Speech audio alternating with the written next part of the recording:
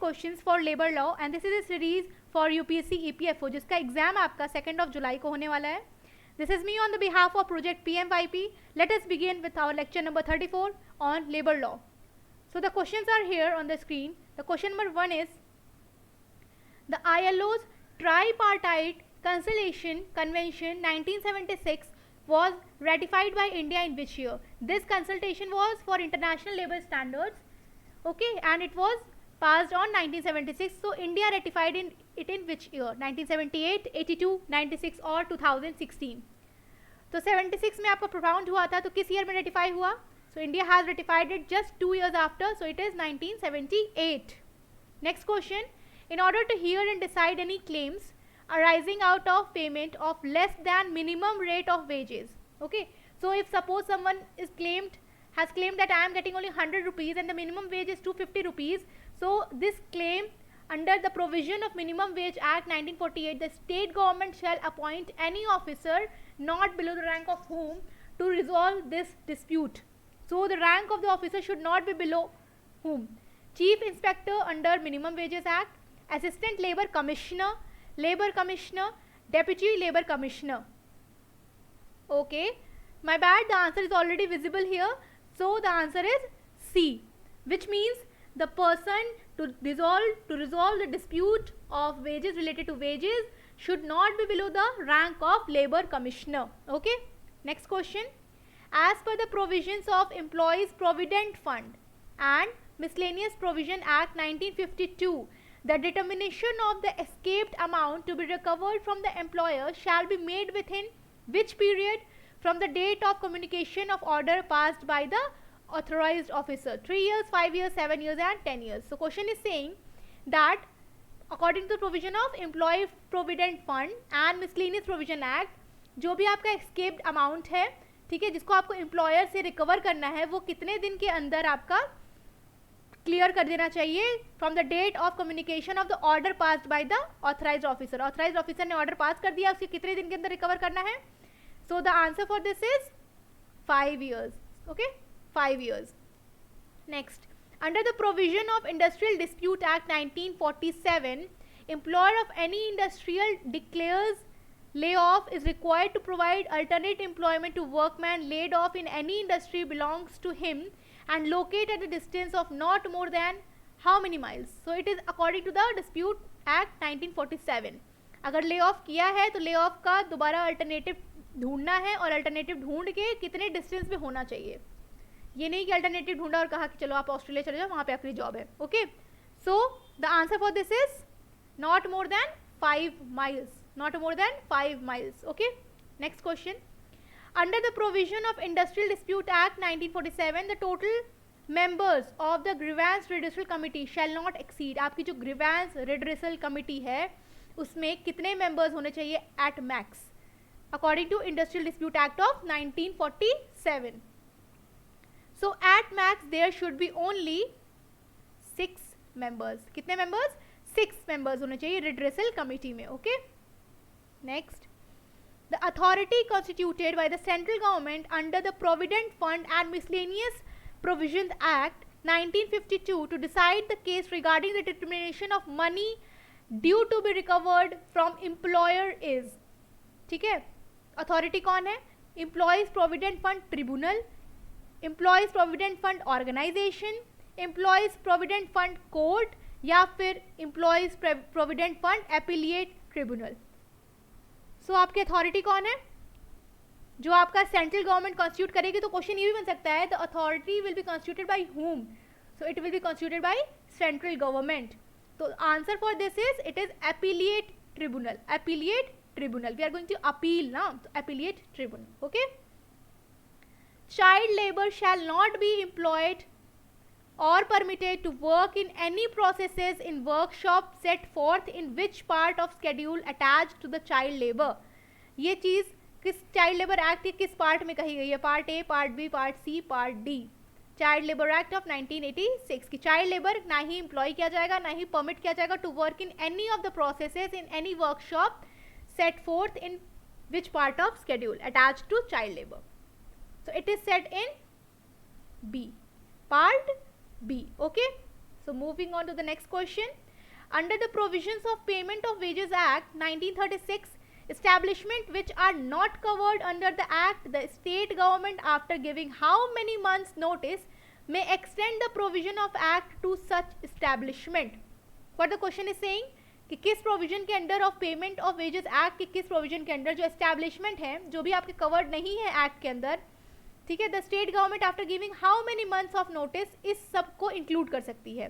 ठीक है, payment of wages act में कुछ आपके प्रोविजंस इंक्लूडेड हैं कुछ एस्टैब्लिशमेंट के लिए, बट कुछ और एस्टैब्लिशमेंट आपको इंक्लूड करनी है, तो कितने मंथ की नोटिस मिलती है? 1 month, 3 months, 2 months और 6 months. So what is the right answer here? The right answer is the notice for 2 months. Okay.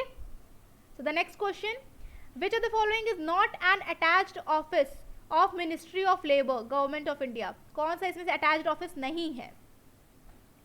Office of Chief Labour Commissioner, Labour Bureau, VV Giri National Labour Institute, Office of Director General, Factory Advice Service Labour Institute. So there are 4 options here. तो कौन सा इसमें से ministry of labour से attached नहीं है? Try to answer this. So it is VV Giri National Labour Institute. Answer C. Option C is the right answer. The Office of Director General of Mine Safety is located at. Director General of Mine Safety का office कहाँ पे है? New Delhi, Dhanbad, Asansol, Kolkata. New Delhi, Dhanbad, Asansol, Kolkata. So the right answer for this is Dhanbad. चलो try to answer this. Dhanbad आपका किस state में आता है? Which state? ठीक है. Next. As per provisions of Payment of Wages Act 1936, fine imposed on any employed person cannot be recovered as per expiry of how many days from the day the fine was imposed. Cannot be recovered. अगर fine आप पे लग गया 500 रुपया तो कितने दिन बाद उसको रिकवर नहीं किया जा सकता. ठीक है. 90 days, 100 days, 120 days, 180 days. 4 options आपके सामने हैं. So the right answer for this is 90 days. Okay. Under the Employees Compensation Act 1923, the list of occupational diseases is provided under which schedule? Occupational diseases किस schedule के अंदर है? 1, 2, 3 या 4? So occupational diseases आपकी schedule किसके अंदर है? It is under schedule 3. Okay. Next. और किस एक्ट के अंदर है ये भी पता होना चाहिए. It is section 52A. ठीक है, section 52A, act 1 section 52A. Which of the following statements is not true as per provisions of employees state insurance act? Employees state insurance act के प्रोविजंस में से कौन सा प्रोविजन सही नहीं है यहाँ पे? तो 4 ऑप्शंस आपके सामने हैं. Try to answer this question. Benefits under the act are not extended to the apprentice. Inspectors are redesignated as social security officers. Medical benefits to insured person and his spouse have been extended under circumstances where insured person retires under voluntary retirement scheme. The age limit of dependents have been enhanced from 18 to 25. 4 options आपके पास दिए हैं. तो इसमें से कौन सा गलत है? तो जो गलत है वो आपको क्लियरली दिख रहा है. Are not extended to apprentice. ठीक है, अप्रेंटिस पे एक्सटेंडेड नहीं है तो भाई ये गलत है. They are extended. ओके, तो option A is a wrong one. Age limit बढ़ा दी गई, 18 से 25 कर दी गई है डिपेंडेंट्स की एज लिमिट. ठीक है, और अगर वो वॉलंटरी रिटायरमेंट स्कीम के अंदर भी वॉलंटरी रिटायरमेंट ले लेता है तभी मेडिकल बेनिफिट्स मिलते हैं उसको. ठीक है, और इंस्पेक्टर ही जो है रीडेजिग्नेट कर दिए जाते हैं सोशल सिक्योरिटी ऑफिसर की जगह से. Convention number 138 of ILO relates to what? Convention number 138. अब कन्वेंशन नंबर 138 पूछा है, इसका मतलब ये नहीं कि आपको सारे कन्वेंशंस याद करने हैं. सम कन्वेंशंस आर इंपॉर्टेंट. सो आपको बताओ कन्वेंशन नंबर 138 किससे रिलेटेड है, और ये मैंने आपको ILO के लेक्चर में बताया था. चलो try to answer this. Abolition of force labour, right to collective bargaining, forced form of child labour, minimum age for admission to employment. 138. 138. So the right answer for this is minimum age for admission to employment. 138 convention number is related to minimum age for admission to employment. Okay. The next question is here. For which industry the first non-statutory wage board was set up in India? First non-statutory wage board किस industry के लिए लगाया गया था? Cotton, cement, iron, कोल. इसका answer I guess आप लोग कर सकते हो. नॉन स्टैट्यूटरी वेज बोर्ड किस इंडस्ट्री के लिए सबसे पहले लगाया गया था? So it was cotton textile. Okay, cotton textile कब लगाया गया था? 1957 में. किसके रिकमेंडेशन से? सेकेंड 5-year प्लान के रिकमेंडेशन से. Okay, next. As per Amendment of Payment of Wages Act 1936 made in 2017, the AA shall apply to wages payable to an employed person drawing a monthly wage not exceeding to what? बताओ.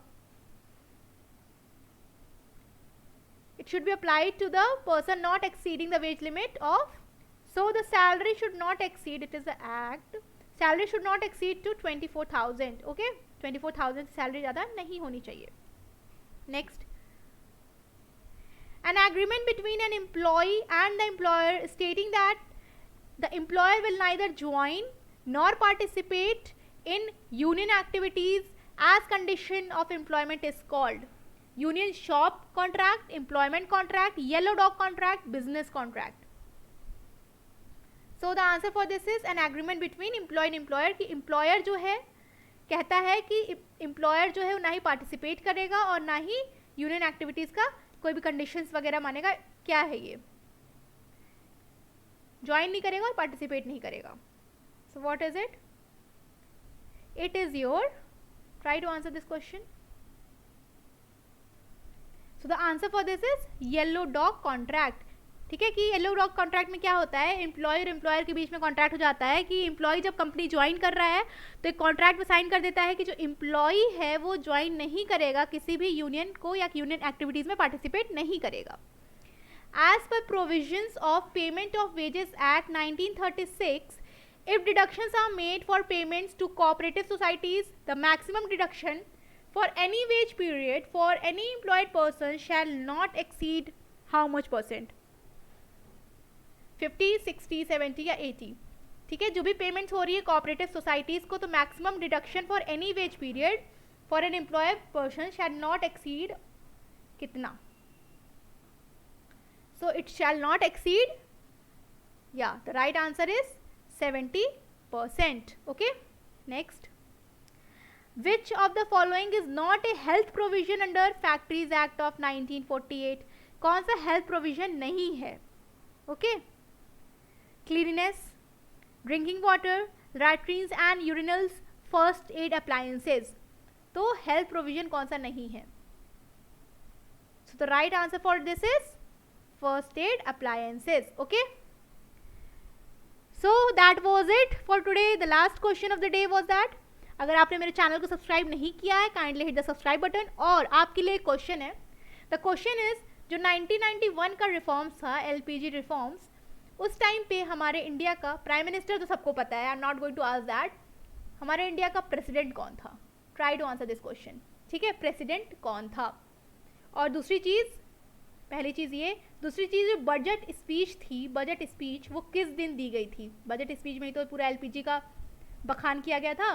सो budget speech का date क्या था? ठीक है, तो there are 2 question here. President कौन था 1991 के LPG रिफॉर्म्स के टाइम पे, और बजट स्पीच जो हमारे मनमोहन सिंह ने दी थी उसका डेट क्या था? ओके, सो मिलते हैं अगले वीडियो में. टिल देन, जय हिंद.